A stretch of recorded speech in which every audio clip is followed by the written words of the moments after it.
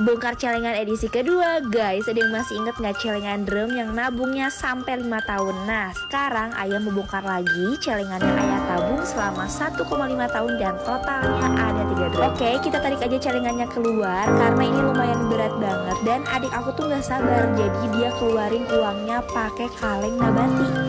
Tapi akhirnya dibantu kok sama saudara. Ini tuh berat banget guys, lebih berat dibandingkan celengan sebelumnya. Dan ukurannya tuh lebih besar dan lebih lebar. Tujuan dari bongkar celengan ini karena adik aku yang kedua mau lanjut sekolah. Jadi kita harus siap-siap nabung deh dari sekarang. Oke, lanjut ngitung dibantu sama saudara yang ada di rumah. Karena lumayan banyak dan pegel kalau misalnya kita ngitung sendiri. Oh iya, karena besok aku pulang ke Bandung, jadi video selanjutnya ayah videoin deh dari rumah. Ayo guys, totalnya keseluruhannya ada berapa ya? Dan proses penukaran ke banknya kepo nggak gimana? Tunggu video selanjutnya.